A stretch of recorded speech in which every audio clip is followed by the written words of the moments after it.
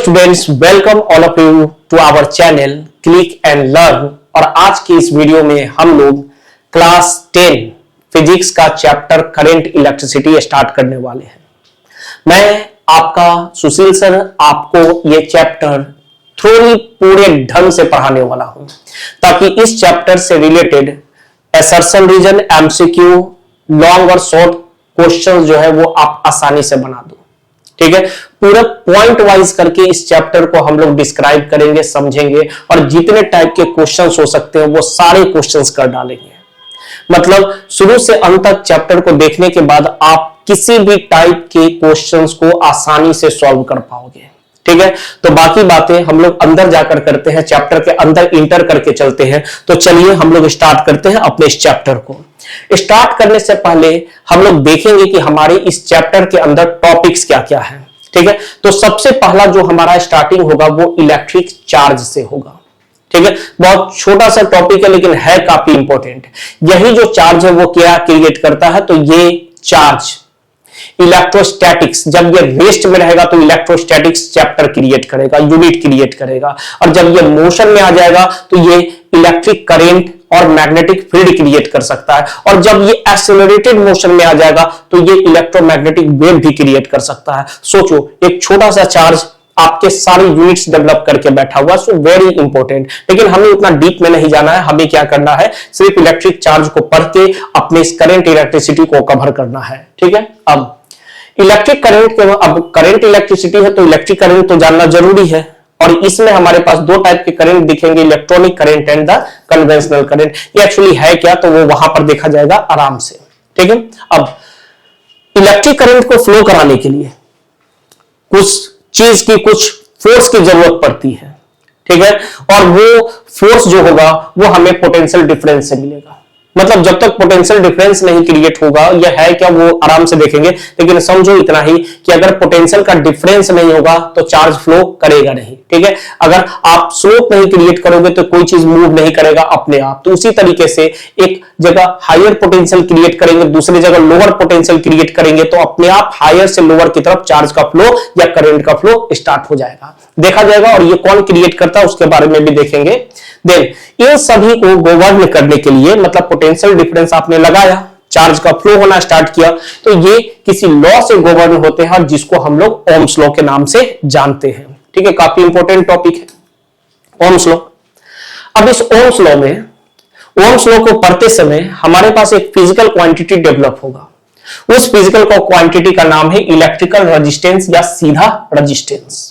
ठीक है, ये आपके कंडक्टर का प्रॉपर्टी है। कोई भी आप अप्लायंस जब खरीदते हो, जैसे बल्ब हो गया, फैन हो गया, तो सबके पास अपना एक रेजिस्टेंस रहता है, उसका अपना एक रेजिस्टेंस रहता है। ठीक है, जिससे वो क्या करता है, चार्ज के फ्लो को अपोज करता है। वो नहीं चाहता कि मेरे थ्रू चार्ज का फ्लो हो पाए। कितना भी अच्छा कंडक्टर होगा वो कुछ ना कुछ चार्ज के फ्लो को रजिस्ट जरूर करेगा, और कंडक्टर की इसी प्रॉपर्टी को हम लोग उसका रेजिस्टेंस बोलते हैं। ठीक है, अब कंडक्टर या रेजिस्टेंस दो टाइप से कनेक्टेड होते हैं, सीरीज और पैरेलल में।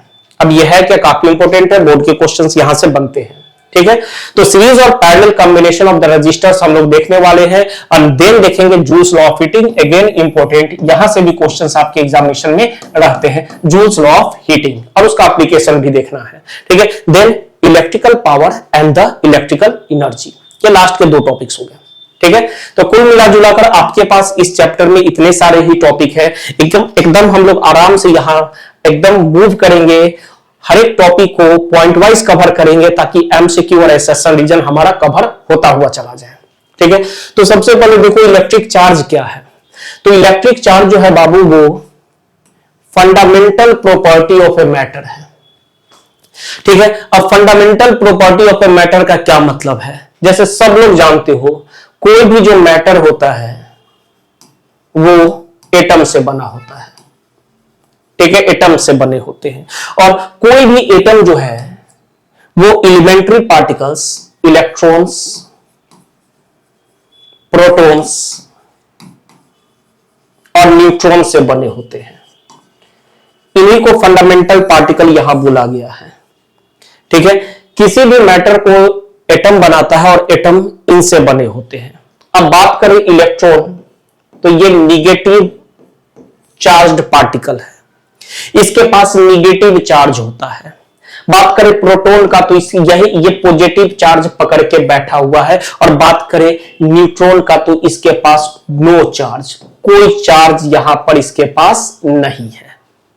बात तो समझ में आ गई होगी कि चार्ज कहां एग्जिस्ट करता है, तो मैटर के अंदर, एटम के अंदर इलेक्ट्रॉन और प्रोटॉन के पास चार्ज एग्जिस्ट कर रहा है। यही वो पार्टिकल से जो चार्ज लेकर बैठे हुए हैं, और कोई भी चार्ज आपको जो बनेगा वो इन्हीं की मदद से बनेगा। तो चार्ज क्या हो गया, ये fundamental property of a matter हो गया, that causes it to experience a force when placed in electromagnetic field. Electromagnetic field में जब इस चार्ज को तुम रखोगे, जहां इलेक्ट्रिक फील्ड और मैग्नेटिक फील्ड दोनों रहेंगे, उस चार्ज को रखोगे तो ये इन दोनों के इंफ्लुएंस में आकर ये फ्लो कर सकता है, ठीक है। या ये चार्ज भी क्या करता है कि अपना एक फील्ड क्रिएट करता है, अपने चारों तरफ एक स्पेस क्रिएट करता है, और इस स्पेस में जब दूसरा चार्ज पार्टिकल आएगा तो ये उसको रिपेल कर सकता है या उसको अट्रैक्ट कर सकता है।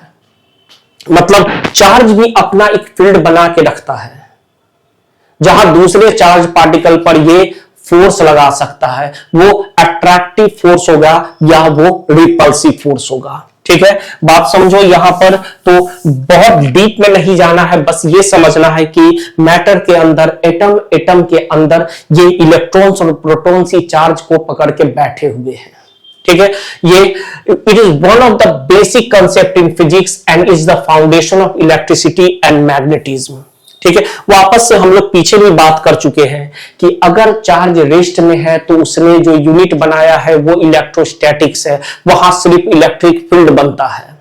अगर चार्ज कांस्टेंट वेलोसिटी के साथ मूव कर रहा है तो इलेक्ट्रिक फील्ड भी बनाएगा और साथ में मैग्नेटिक फील्ड भी बनाएगा, ठीक है। तो वही बोल रहा है यहां पर कि it is the basic of the foundation of electricity and magnetism, ठीक है।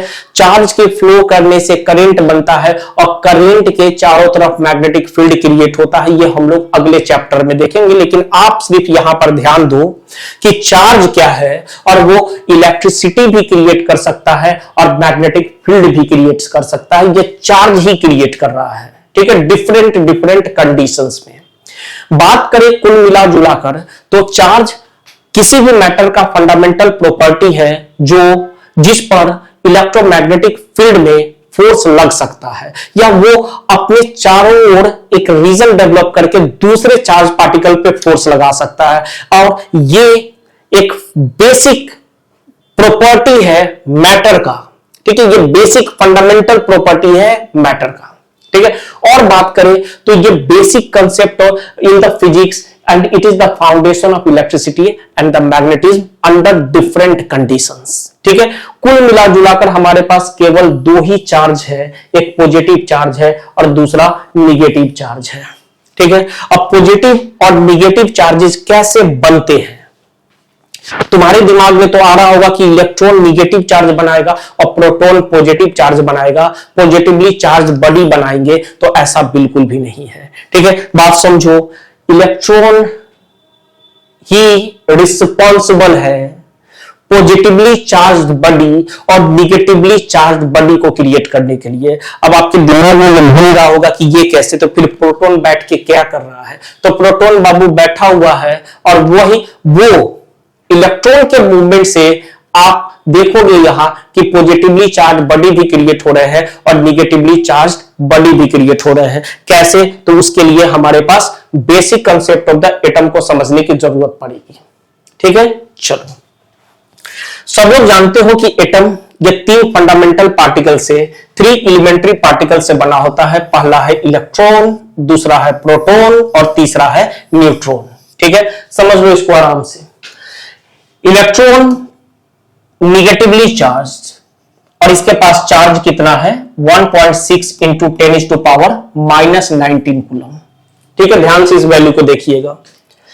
प्रोटॉन पॉजिटिवली चार्ज्ड है और इसके पास इलेक्ट्रॉन के बराबर वैल्यू का चार्ज है, मतलब प्रोटॉन और इलेक्ट्रॉन पर बराबर चार्जेस लेकिन अपोजिट है, इक्वल एंड अपोजिट चार्जेस है, ठीक है। दिमाग में गया ये बात। अब न्यूट्रॉन बेचारे के पास कोई चार्ज नहीं है, तो इस चैप्टर में हम लोग न्यूट्रॉन के बारे में बिल्कुल बात नहीं करेंगे। ठीक है, अब यहां आते हैं। एटम का स्ट्रक्चर सब लोग जानते होंगे कि एटम के पास अपना एक न्यूक्लियस है। एटम के पास अपना एक न्यूक्लियस होता है। इस न्यूक्लियस के अंदर न्यूट्रॉन और प्रोटॉन एग्जिस्ट करते हैं। न्यूक्लियस के अंदर प्रोटॉन और न्यूट्रॉन एग्जिस्ट करते हैं। ध्यान से सुनिएगा आप। न्यूक्लियस के अंदर से चीजों को निकालना इम्पॉसिबल है ऑर्डिनरी कंडीशन में। मतलब आप न्यूक्लियस से प्रोटॉन बाहर नहीं निकाल सकते हो। मतलब जो छोटा पार्टिकल जो पॉजिटिव चार्ज के लिए रिस्पॉन्सिबल था, जो पॉजिटिव चार्ज पकड़ के बैठा हुआ है, वो एटम से बाहर अब नहीं निकलेगा आपके लिए और हमारे लिए। उसको निकालने के लिए अगर हम कोशिश करेंगे तो वो न्यूक्लियर रिएक्शन क्रिएट कर सकता है, न्यूक्लियस ब्रेक कर सकता है, और उस केस में न्यूक्लियस के अंदर से ट्रिमेंडस अमाउंट ऑफ एनर्जी निकलेगा जिसको कंट्रोल ऑर्डिनरी कंडीशन में नहीं कर सकते हैं। न्यूक्लियर रिएक्शन के ही कंसेप्ट पर हमारे पास एटम बम, हाइड्रोजन बम बन के बैठे हुए। अब सोचो वो क्या कर सकता है। ये जो न्यूक्लियस है इसके अंदर बहुत हाई एनर्जी बैठा हुआ है। आप इसके साथ छेड़छाड़ करोगे तो वो बाहर निकल सकता है। मतलब प्रोटॉन अभी के बाद से बाहर नहीं निकलेगा। ठीक है, बचा कौन? दूसरा चार्ज पार्टिकल, तो इलेक्ट्रॉन। इलेक्ट्रॉन जो है वो आपके एटम के, ठीक है, एटम में न्यूक्लियस के चारों तरफ एक डिफिनिट ऑर्बिट में इस न्यूक्लियस का चक्कर लगाते रहता है। न्यूक्लियस के चारों तरफ ये डिफिनिट ऑर्बिट में एग्जिस्ट करता है और गोल गोल घूमते रहता है। ठीक है, डिफरेंट डायरेक्शंस में, ये डिफरेंट पाथ्स में घूमते रहता है। और जो सबसे आउटर मोस्ट ऑर्बिट में इलेक्ट्रॉन्स पाए जाते हैं, ठीक है, अगर इसको थोड़ा सा एनर्जी दे दिया जाए तो वो इस ऑर्बिट को छोड़कर फ्री हो जाते हैं। मतलब हम अगर चाहें तो इलेक्ट्रॉन को एटम से फ्री कर सकते हैं थोड़ा एनर्जी देकर, और जैसे ये फ्री होगा तो ये एक चार्ज पार्टिकल हमारे लिए अवेलेबल हो गया है। मतलब इलेक्ट्रॉन को एटम से निकाला जा सकता है या किसी भी दूसरे एलिमेंट के एटम, दूसरे एलिमेंट को इसे ट्रांसफर भी किया जा सकता है। आप लोग बॉन्डिंग में भी पढ़े होंगे कि इलेक्ट्रॉन ट्रांसफर होते हैं। कोई एटम इलेक्ट्रॉन लूज करता है, कोई एटम इलेक्ट्रॉन गेन करता है। क्लियर हो गई बात? ठीक है, मतलब इलेक्ट्रॉन का आदान प्रदान हो सकता है। इलेक्ट्रॉन प्रोटॉन पर चार्जेस बराबर हैं और अपोजिट हैं। आगे चलिए। अब किसी भी एटम में नंबर ऑफ इलेक्ट्रॉन्स और नंबर ऑफ प्रोटॉन्स क्या होते हैं? ये बराबर होते हैं। किसी भी एटम के अंदर समझो, बहुत इंपॉर्टेंट कंसेप्ट है कि इलेक्ट्रॉन प्रोटॉन पर चार्ज भी बराबर, उनकी संख्या भी बराबर। तो क्या हम बोल सकते हैं एटम के अंदर टोटल नेगेटिव चार्ज और टोटल पॉजिटिव चार्ज ये बराबर हो गया? ठीक है, वापस से समझो, इलेक्ट्रॉन और प्रोटॉन पे चार्जेस बराबर, उनकी संख्या भी बराबर, तो दोनों बराबर। लेकिन दोनों कैसे?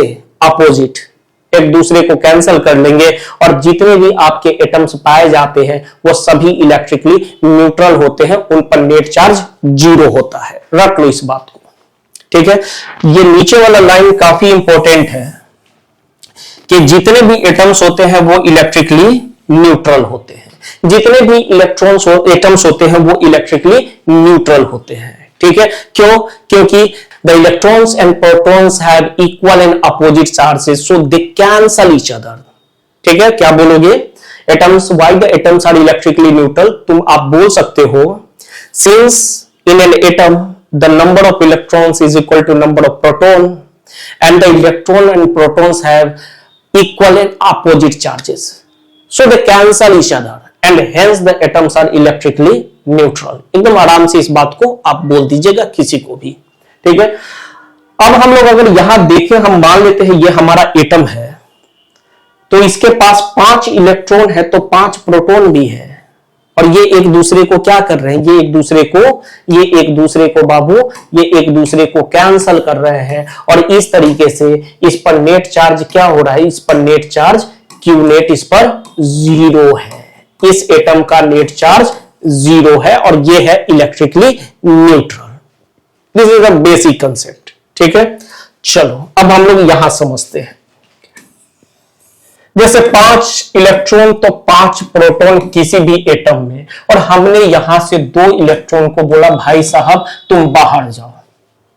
ठीक है भाई साहब तुम बाहर जाओ, तुमको एनर्जी देते हैं, कुछ पैसा देते हैं, तुम बाहर मूव करो। अब ये क्या करेगा, बाहर चला गया। एटम के पास अब क्या बचा, 3 इलेक्ट्रॉन और 3p प्लस 2p प्रोटॉन। बात समझिएगा, हमने 5 को 3 और प्लस 2 करके लिख दिया। अब क्या होगा, 3 इलेक्ट्रॉन और 3 प्रोटॉन एक दूसरे को कैंसल। अब इस एटम के पास क्या है, तो प्लस 2p का चार्ज है। प्लस 2p का चार्ज का क्या मतलब, प्लस 2 इंटू प्रोटॉन पर चार्ज होता है 1.6 इंटू 10⁻⁻19 कूलम। मतलब आपके एटम पर इतना चार्ज एग्जिस्ट कर रहा है अभी के लिए, फिलहाल इस एग्जांपल के लिए। ठीक है, अब दूसरा एग्जांपल देखिए। ऐसा भी तो हो सकता है कि आप बोलोगे कि हमने इस एटम को 2 इलेक्ट्रॉन दे दिया, 2 इलेक्ट्रॉन इसको दे दिया। अब क्या होगा, अब इसके पास 5 इलेक्ट्रॉन प्लस 2 इलेक्ट्रॉन हो गया, और यहां पर 5 प्रोटॉन है, प्रोटॉन प्रोटॉन कैंसल, क्या हो गया, -2e का इलेक्ट्रॉन चार्ज यहां डेवलप हो गया। ठीक है, ये बच गया तो ये अपना चार्ज ओवरऑल डेवलप कर देगा। मतलब क्या, -2 इंटू 1.6 इंटू 10⁻⁻19 कूलम का चार्ज इस एटम पर है। ठीक है, तो हो क्या रहा है कि इलेक्ट्रॉन के मूवमेंट से ही पॉजिटिव चार्ज या निगेटिव चार्ज बन रहे हैं। तो कौन पॉजिटिव और निगेटिव चार्ज क्रिएट कर रहा है, तो पॉजिटिव चार्ज इलेक्ट्रॉन के मूवमेंट से या निगेटिव चार्ज भी इलेक्ट्रॉन के मूवमेंट से ही क्रिएट हो रहा है। अगर एटम से इलेक्ट्रॉन बाहर जाएंगे तो एटम पर पॉजिटिव चार्ज आएगा, अगर एटम में इलेक्ट्रॉन आएंगे तो एटम के पास निगेटिव चार्ज डेवलप हो जाएगा। क्लियर हो गया, ठीक है, कंसेप्ट क्लियर है। तो हम क्या बोल सकते हैं, loss of electron positive charge, gain of electron negative charge, concept clear. ठीक है, देखो एटम इज इलेक्ट्रिकली न्यूट्रल, क्या हो गया, पॉजिटिव कैसे बनेगा, आप खुद बताओ, खुद बताइए तो पॉजिटिव कैसे बनेगा। तो पॉजिटिव बनने के लिए यहां क्या चाहिए, तो यहां पर लॉस ऑफ इलेक्ट्रॉन चाहिए, लॉस ऑफ इलेक्ट्रॉन्स चाहिए। अब निगेटिव चार्ज को बनाने के लिए क्या चाहिए, तो गेन ऑफ इलेक्ट्रॉन्स चाहिए, गेन ऑफ इलेक्ट्रॉन्स चाहिए। कंसेप्ट क्लियर हो गया, ठीक है। यहां से कुछ भी आपको दिक्कत नहीं आएगी, पॉजिटिव और निगेटिव चार्ज कैसे बन रहे तो आप समझ पा रहे हो उस चीज को, ठीक है। अगला टॉपिक है चार्ज का ही, कि what are the properties of the charges, charges के प्रॉपर्टी क्या है, ठीक है। तो सबसे ज्यादा इंपॉर्टेंट क्वांटाइजेशन ऑफ चार्ज ही हमारा है। First property is the quantization of charge, ठीक है। अब आगे पीछे करके लिख सकते हो, लेकिन हम लोग स्टार्ट यहीं से करेंगे, ठीक है। क्वांटाइजेशन ऑफ चार्ज मतलब क्या, चार्ज हमेशा integral multiple of charge on any electron के फॉर्म में ही एग्जिस्ट करेगा। कुछ समझ में नहीं आया होगा, ठीक है। क्लियर करते हैं इस चीज को कि अभी के बाद से चार्ज कैसे बना है। किसी भी एटम से जैसे हम पॉजिटिव चार्ज बनाना चाहते हैं तो हम क्या निकालेंगे, इलेक्ट्रॉन निकालेंगे, ठीक है। एक चीज और ध्यान रखिएगा, इलेक्ट्रॉन को फर्दर ब्रेक नहीं किया जा सका है, ठीक है। आप याद करके रखिए, इलेक्ट्रॉन फर्दर डिवाइड नहीं हो पाया है, क्लियर। तो आप पॉजिटिव चार्ज कैसे बनाओगे, एक इलेक्ट्रॉन को बाहर निकालोगे, 2 इलेक्ट्रॉन को बाहर निकालोगे, 3 इलेक्ट्रॉन को बाहर निकालोगे, 4 इलेक्ट्रॉन को बाहर निकालोगे, 1000 इलेक्ट्रॉन को बाहर निकालोगे या और भी ज्यादा, यही ना करोगे, ठीक है। क्या कोई बोलेगा हम 3.5 इलेक्ट्रॉन को बाहर निकाल दिए, आधा इलेक्ट्रॉन लाया कहां से वो, ठीक है। आधा इलेक्ट्रॉन वो लाया कहां से, इलेक्ट्रॉन फर्दर डिवाइड हो ही नहीं सकता है, तो आधा इलेक्ट्रॉन उसके पास आया कहां से। तो इसी को बोलते हैं इंटीजर के मल्टीपल में ही चार्ज एग्जिस्ट करेगा। इंटीजर देखो 1 2 3 4 5 6 7 8 9 10 ऐसे करके चार्ज डेवलप होता है, ठीक है। 1 इलेक्ट्रॉन चार्ज बना, 2 इलेक्ट्रॉन चार्ज बना, 3 इलेक्ट्रॉन चार्ज बना, 4 इलेक्ट्रॉन चार्ज बना, या हो सकता है -1 इलेक्ट्रॉन चार्ज बनेगा, -2 इलेक्ट्रॉन चार्ज बनेगा, -3 इलेक्ट्रॉन चार्ज बनेगा एंड सो ऑन। मतलब इलेक्ट्रॉन के चार्ज के इंटीग्रल मल्टीपल, इंटीजर के मल्टीपल में ही चार्जेस क्रिएट होंगे। ठीक है, अब क्लियर हो रहा है बाबू। देखो ये क्या है, देखो ये निगेटिव कैसे बनेंगे, इलेक्ट्रॉन के आने से, इलेक्ट्रॉन के जाने से ये पॉजिटिव बन रहा है, ये इलेक्ट्रॉन के आने से ये निगेटिव बन रहे हैं। ठीक है, तो इलेक्ट्रॉन कितना आएगा, तो 1 आएगा, 2 आएगा, 3 आएगा, 4 आएगा या 5 आएगा। ठीक है, फ्रैक्शन में तो कभी नहीं आएगा। ठीक है, वो ब्रेक नहीं कर सकता है, तो फ्रैक्शन कैसे क्रिएट होगा। तो बात समझो यहां पे कि इलेक्ट्रॉन्स जो चार्जेस जो डेवलप हो रहे हैं वो इलेक्ट्रॉन के चार्ज के इंटीग्रल मल्टीपल्स में ही क्रिएट होगा। ये जो 1 2 3 4 या -1 -2 और -3 ये सारे क्या है, ये इंटीजर वैल्यू है। मतलब कोई भी चार्ज जो क्रिएट होगा वो चार्ज ऑन एन इलेक्ट्रॉन के इंटीजर मल्टीपल में ही क्रिएट होगा। ठीक है, या तो E इंटू 1001 हो या E इंटू 1 लाख हो, फ्रैक्शन में कभी क्रिएट नहीं होगा। तो इसी को लिखा गया है बाबू यहां पे कि charges always exist as an integral multiple of charge on an electron. इसी को क्वांटाइजेशन ऑफ चार्ज बोलते हैं। ठीक है, इसका मैथमेटिक्स होता है Q is equal to NE। इसका मैथमेटिक्स होता है Q is equal to NE। इसका मैथमेटिक्स है Q मतलब कोई भी चार्ज जो है वो N into charge on an electron के मल्टीपल के फॉर्म में ही एग्जिस्ट करेगा, N इंटू E के फॉर्म में ही एग्जिस्ट करेगा। और N क्या है, N जो है वो एक इंटीजर होना चाहिए। ये 1 2 3 4 5 6 7 8 9 10 ये होना चाहिए, क्योंकि इलेक्ट्रॉन कभी फ्रैक्शन में क्रिएट होगा नहीं, कभी फ्रैक्शन में आएगा नहीं। तो मतलब वो या तो वो 1 इलेक्ट्रॉन आएगा, नहीं तो 2 इलेक्ट्रॉन आएगा, नहीं तो 1000 इलेक्ट्रॉन आएगा, नहीं तो 1 लाख इलेक्ट्रॉन आएगा। मतलब ये N क्या होना चाहिए, ये इंटीजर होना चाहिए। क्लियर हो गई ये कंसेप्ट। ठीक है, अब देखो अगला पॉइंट, कुछ सब पॉइंट्स बने हुए हैं यहां पर, उसको देख लेते हैं। Electric charges exist in discrete packet. इसका क्या मतलब, डिस्क्रीट पैकेट का मतलब होता है बाबू कि जैसे 1 इलेक्ट्रॉन के बाद 2 इलेक्ट्रॉन का चार्ज डेवलप हुआ, इसके बीच में भी बहुत सारे नंबर्स हैं। ठीक है, अगर इनफाइनाइट नंबर्स को हम लोग एक साथ देखें तो इसको कंटिन्यूअस बोलेंगे, लेकिन एक के बाद सीधा ब्रेक होकर कहां पहुंच गए, तो 2 के पास पहुंच गए, बीच के सारे नंबर्स को हमने छोड़ दिया। इसी को डिस्क्रीट बोलते हैं। डिस्क्रीट मतलब जो टुकड़ों में मिले उसको डिस्क्रीट बोलते हैं। ठीक है, तो 1 के बाद 2 बनेगा, इसके बीच के सारे नंबर्स गायब, मतलब 1 के बाद जंप करके 2 बनेगा, 2 के बाद जंप करके 3, तो ये टुकड़ों में मिल रहा है तो इसको डिस्क्रीट बोलेंगे। ठीक है, next, the smallest unit of charge is the charge on an electron और प्रोटॉन। इंपॉर्टेंट, मतलब जो सबसे छोटा चार्ज होगा, जो सबसे छोटा चार्ज होगा वो 1.6 इंटू 10⁻⁻19 कूलम ही रहेगा। इससे छोटा चार्ज नहीं बन सकता है, क्योंकि ये चार्ज ऑन एन इलेक्ट्रॉन और प्रोटॉन है, और इलेक्ट्रॉन से छोटा पार्टिकल है नहीं, मतलब इससे छोटा चार्ज है नहीं। सारे चार्ज इसी के मल्टीपल में एग्जिस्ट करेंगे, सारे चार्ज इसी के मल्टीपल में एग्जिस्ट करेंगे। इसी वैल्यू को हम लोग रिप्रेजेंट करते हैं किससे, तो E से करते हैं। यही वो वैल्यू है जो कि E से रिप्रेजेंट हो रहा है। मतलब जो भी चार्ज एग्जिस्ट करेंगे अब इसी के मल्टीपल में, इंटीग्रल मल्टीपल मतलब इंटीजर के मल्टीपल में एग्जिस्ट करेंगे। सो ये आपके दिमाग में जाना चाहिए कि सबसे छोटा चार्ज कहां पर है, तो प्रोटॉन और इलेक्ट्रॉन के पास है, और वो कितना है, तो वो इतना है, वो इतना है। ठीक है, तो ये तो क्लियर हो गया। अब इस क्वेश्चन को करने से पहले हम लोग एक और कंसेप्ट सीख लेते हैं। जैसे आपको कोई चार्ज दे दिया, मान लेते हैं हमने ये चार्ज लिखा है, ये कोई भी एक चार्ज है, और बोलेंगे कि ये एग्जिस्ट करेगा कि नहीं। ठीक है, दिस चार्ज एग्जिस्टेड और नॉट, एग्जिस्टेड और नॉट, हमें ये पता करना है।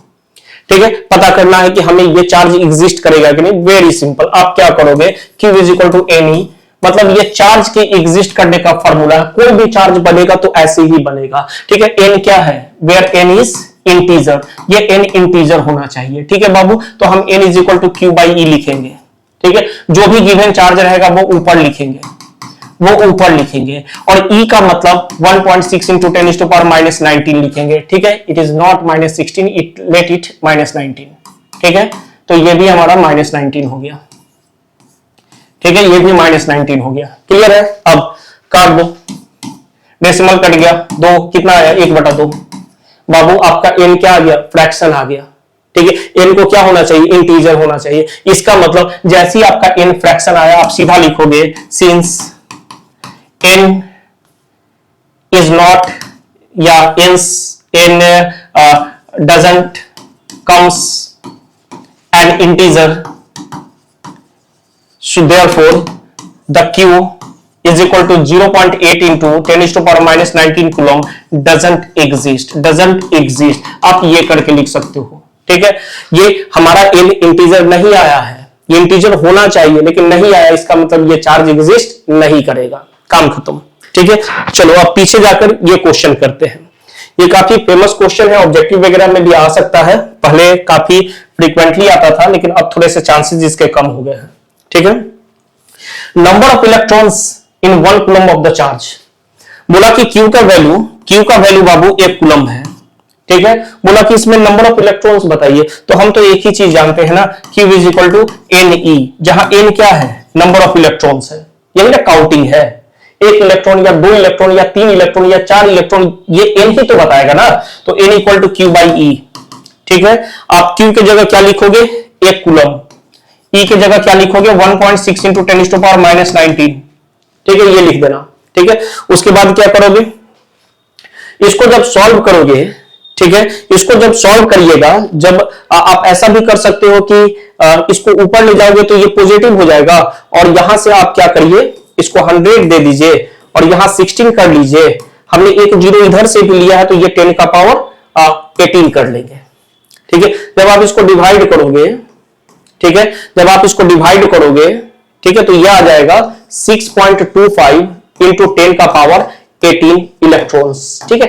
इतने इलेक्ट्रॉन्स मिलकर 1 कूलम चार्ज बनाते हैं। अब तुम्हारे दिमाग में आ रहा है डेसिमल है, फ्रैक्शन है, ये नहीं बाबू, ये डेसिमल नहीं है। देखो क्या है ये 6.25 इंटू 10 टू पावर 18 का मतलब क्या, इसका मतलब 625 डिवाइडेड बाई 100 इंटू 10 का पावर 18, ठीक है। 2 जीरो काट दो, 10 का पावर 16, मतलब ये क्या आ गया 625 इंटू 10 का पावर 16। कहां फ्रैक्शन है, डेसिमल नहीं है, ये डेसिमल नहीं है, ढेर सारे जीरोज हैं, डेसिमल को वो हटा लेंगे, ठीक है। तो बहुत सारे बच्चे देखते हैं कि डेसिमल आ गया तो बोलते हैं अरे सर तो बताए थे कि फ्रैक्शन नहीं होगा, तो फिर डेसिमल में कहां से आ गया, तो बाबू डेसिमल नहीं है, बहुत सारे जीरो है, डेसिमल खत्म हो जाएगा, क्लियर है। तो 1 कूलम चार्ज में कितने इलेक्ट्रॉन्स होते हैं, तो वो होते हैं 6.25 इंटू 10 टू पावर 18 होते हैं, क्लियर है। तो चलिए नेक्स्ट मूव करते हैं हम लोग यहाँ पे, और ये तो कर ही चुके हैं। अब दूसरा प्रॉपर्टी होता है कि conservation of charge, second property is the conservation of charge. ये कंजर्वेशन ऑफ चार्ज क्या बोल रहा है, ठीक है, what is conservation of charge. Conservation of charge का मतलब charge can neither be created not destroyed, मतलब जब इलेक्ट्रॉन नहीं बन सकता है ना ही वो खत्म हो सकता है, तो चार्ज भी नहीं बनेगा ना ही खत्म होगा, ठीक है, क्लियर रखिएगा। The total electric charge in an isolated system remains constant, मतलब अगर हमारे पास 2 कंडक्टर्स हैं और हम इसको 10 कूलम पे चार्ज कर दिए और इसको इससे कनेक्ट कर दिए, तो यहां से चार्ज यहां फ्लो करेगा। मान लो थोड़ी देर के बाद यहां 8 कूलम चार्ज हो गया, ठीक है, टोटल कितना था यहां पे 10, उसके पास 0 था, तो इनिशियल चार्ज में 10 प्लस 0 मतलब 10 कूलम था, ठीक है। अभी क्या होगा, इस पर 8 आया तो इस पर 2 कूलम रहेगा, मतलब अभी भी ट्रांसफर होने के बाद 10 कूलम ही रहना चाहिए। इसको बोलते हैं आपका कंजर्वेशन ऑफ चार्ज, ठीक है। Charge can neither be created nor be destroyed, it can only be transferred, ये सिर्फ एक जगह से दूसरे जगह जाएगा, ऐसा नहीं है कि कहीं बन गया है कहीं खत्म हो गया है, नहीं, ट्रांसफर हुआ होगा। ट्रांसफर कहीं बना है इसका मतलब कहीं से आया होगा, और जहां से आया हो वहां कम होगा, जितना कम होगा यहां उतना जनरेट होगा, ठीक है। चलो, the total charge of a system is the algebraic sum of all the individual charge. बोलने का मतलब है चार्ज स्केलर होता है। चार्ज क्या होता है, स्केलर फिजिकल क्वांटिटी, इसको तुम डायरेक्ट अलजेब्रा की तरह जोड़ सकते हो, ठीक है। जैसे इस सिस्टम के पास मान लो 2 कूलम है, -3 कूलम है, 4 कूलम है, डिफरेंट प्लेसेस पर चार्ज हमने रख के दिखाया है, और कोई पूछेगा इस सिस्टम पर नेट चार्ज कितना है, तो तुम बोलोगे 2 प्लस -3 अब प्लस 4, कितना आ जाएगा बाबू, तो यह आ गया आपको 3 कूलम। तो 3 को डायरेक्ट जोड़ना है, डायरेक्ट जो हम लोग जोड़ घटाव बचपन से सीखे ना वैसा जोड़ घटाव यहां करना है, ठीक है। अब like charges repel unlike attract, सब लोग जानते होंगे इस बात को कि पॉजिटिव और पॉजिटिव चार्ज को लाइक चार्जेस बोलते हैं, या निगेटिव और निगेटिव चार्जेस को लाइक चार्ज बोलते हैं। एक जैसे चार्ज एक दूसरे को रिपेल करेंगे, क्या करेंगे, रिपल्सन करेंगे। एक जैसे चार्ज एक दूसरे को रिपेल कर रहे हैं, ठीक है, एक जैसे चार्ज एक दूसरे को रिपेल करेंगे, और वही अपोजिट चार्जेस रहेंगे तो एक दूसरे को अट्रैक्ट कर लेंगे, ठीक है। तो ये चारों में से किसी को भी आगे पीछे आप करके लिख सकते हो, ठीक है। नेक्स्ट, अब यहां पर हम लोग जो बेसिक का लास्ट टॉपिक करने वाले हैं वो है टाइप्स ऑफ द मटेरियल्स, ठीक है। कुल मिलाजुला कर 3 ही टाइप है, ठीक है। एक है कंडक्टर, दूसरा इंसुलेटर, और तीसरा सेमीकंडक्टर। काम की चीज कंडक्टर और इंसुलेटर, ठीक है। सेमीकंडक्टर है तो बहुत इंपॉर्टेंट, लेकिन हमारे सिलेबस से बाहर है वो, ठीक है। तो कंडक्टर क्या है, सबसे पहले देखते हैं कि टाइप्स ऑफ द मटेरियल में कंडक्टर क्या है। तो कंडक्टर वैसा मटेरियल है जिसके पास फ्री इलेक्ट्रॉन्स अवेलेबल होते हैं, मतलब वो चार्ज के फ्लो को आसानी से अलाउ करता है, ठीक है। The materials which have the free electrons and can allow the charge to flow through it, मतलब वो अपने से बोलेगा कि चार्ज फ्लो कर सकते हो, मेरे पास है फ्री इलेक्ट्रॉन, जाओ बहो, ठीक है। तो जो भी मटेरियल्स ऐसा करेगा, ठीक है, जिसके पास फ्री इलेक्ट्रॉन्स होगा और वो चार्ज को आसानी से फ्लो करना अलाउ करेगा, उसको हम लोग कंडक्टर बोलते हैं, ठीक है। अब कंडक्टर कौन कौन से हैं, copper, silver, gold, aluminium, iron, graphene, ठीक है। अब यूज कहां करते हैं, तो जितने भी आपके वायरिंग जो है वो कंडक्टर से ही तो होते हैं, क्योंकि वायर से क्या फ्लो करता है, करंट। करंट क्या है, चार्ज का फ्लो है। तो जो भी खुद से चार्ज का फ्लो अलाउ करा रहा है वो कंडक्टर है। मतलब जितना भी इलेक्ट्रिकल वायरिंग होता है वो सब कंडक्टर से ही होते हैं। जो भी आपके पास इलेक्ट्रिकल अप्लायंस बने हैं उसके सर्किट के जो कंपोनेंट्स बनते हैं, जो उसमें कंडक्शन कराने के लिए हम लोग यूज करते हैं, जहां से चार्ज का फ्लो हो पाए, उसको हम लोग अपने इस कंडक्टर से ही वहां पर मतलब इंप्लीमेंट करते हैं, कंडक्टर का ही यूज वहां करते हैं, ठीक है। देन ट्रांसमिशन लाइंस, ठीक है, ट्रांसमिशन लाइंस में भी हम लोग कंडक्टर का यूज करते हैं। इंसुलेटर की बात करें तो material that doesn't have free electron, जिसके पास फ्री इलेक्ट्रॉन्स नहीं है, and they can not allow the passage of charges through it, वो अपने खुद से चार्ज के फ्लो को अलाउ नहीं करते हैं, ठीक है। तो materials that resist the flow of electric charge, हाँ, resist the flow of electric charge, जो अपने से इलेक्ट्रिक चार्ज को पास होने नहीं दे रहा है, या जिसके पास फ्री इलेक्ट्रॉन्स अवेलेबल नहीं है, उन मटेरियल्स को इंसुलेटर्स बोलते हैं। ये भी बहुत काम की चीजें हैं, ठीक है। जैसे rubber, glass, plastic, would, ceramic, ये सारे हमारे इंसुलेटर्स हो गए। यूज कहां करेंगे, तो जो भी वायर होता है ना वो कवर्ड वायर होते हैं, नेकेड वायर तो होते नहीं है, कहीं टच हो गया तो झटका मार देगा, ठीक है, करंट लग जाएगा। तो हमारे पास इंसुलेटर का क्या काम है, तो इंसुलेटर जो होता है वो वायर को कवर करने के काम में आता है, मतलब हमें सुरक्षित करने के काम में आता है, ठीक है। इंसुलेटर्स जो होते हैं उनका यूज हम लोग करते हैं वो हैंडल वैंडल बनाने के लिए, ताकि जो भी हम लोग गैस या स्टोव पे जो रख रहे हैं तो उससे हमारा हाथ जले नहीं, ठीक है। तो जनरली इलेक्ट्रिसिटी की बात कर रहे हैं तो हम लोग यहां बात करेंगे इंसुलेटिंग कोटिंग्स, मतलब जो वायर्स के ऊपर जो कोटिंग करते हैं वो इंसुलेटर का यूज करके करते हैं। और क्या, सर्किट बोर्ड्स, ठीक है, या हम लोग बोल सकते हैं बॉक्स ऑफ द सर्किट, ठीक है, अप्लायंसेस के बॉक्स। किसी भी अप्लायंसेस को हम लोग हाथ से टच कर लेते हैं, ऑन ऑफ कर लेते हैं। इसका क्या मतलब, अगर वो कंडक्टर रहता तो जैसे आप छुओगे उसे तो वो क्या करेगा, करंट पास करा देगा आपके बॉडी से, आपको झटका लग जाएगा। तो जनरली वो देखे होंगे प्लास्टिक का कवर ओवर होता है उस पर, टीवी वगैरह पे या आपके लैपटॉप वगैरह पे, या वैसे बहुत सारे अप्लायंसेस में, ठीक है। तो वो सर्किट बोर्ड्स हो गया, या हम लोग अप्लायंसेस के कवर बोल सकते हैं, वो भी हम लोग इंसुलेटर का यूज करके बनाते हैं। और प्रोटेक्टिव गियर्स, ठीक है, जो भी हमारे पास जैसे प्रोटेक्शन के लिए, इलेक्ट्रिसिटी से प्रोटेक्शन के लिए जो भी चीजें हम लोग बनाएंगे वो किसकी मदद से बनाएंगे, तो इंसुलेटर की मदद से बनाएंगे, ठीक है। Last one is semiconductor.